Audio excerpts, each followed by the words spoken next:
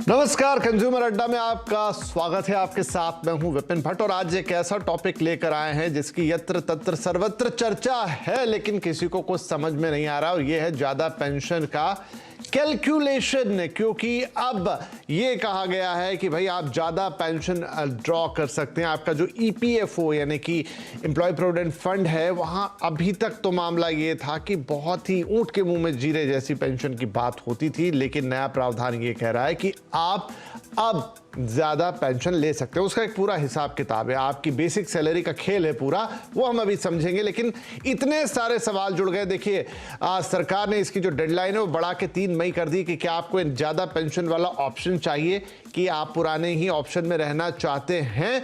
और लोग बहुत कंफ्यूज हैं कि भाई क्या करना चाहिए, ज्यादा पेंशन किसको खराब लगेगी, लेकिन उसकी क्या नियम शर्तें कानून है, क्या होगा क्या नहीं होगा, कितने पैसे एक्स्ट्रा देने पड़ेंगे, कैसे मुझे ज्यादा पेंशन मिलेगी, तमाम सवाल आते। कौन एलिजिबल है, कौन नहीं है, बीच में नौकरी छोड़ दी, रिटायर हो गए या फिर 4 कंपनियां बदल ली, होगा क्या। सारे सवालों के जवाब आज हम देंगे और उसके लिए हमारे साथ 2 खास एक्सपर्ट भी होंगे। लेकिन पहले थोड़ा एक आइडिया दे दें आपको कि भाई क्या अनाउंसमेंट हुई है, क्यों आपको कंफ्यूजन है, क्या चुनना है और कैसे करना है। तो एक नजर डालते हैं कि क्या है ये बात। है ईपीएस में बदलाव, एम्प्लॉय पेंशन स्कीम जो है, अब सुप्रीम कोर्ट का एक आदेश आया था, उसके बाद ये बदलाव हुआ है। ठीक है, तो मामला सुप्रीम कोर्ट से आया, कर्मचारियों को ज्यादा पेंशन पाने का विकल्प दिया जाए, ये बात कही गई, दे दिया गया है भाई विकल्प। पेंशन फंड में योगदान बढ़ाने का विकल्प है कि आप पेंशन फंड में अपना योगदान, अब वो कैसे होगा वो भी समझेंगे।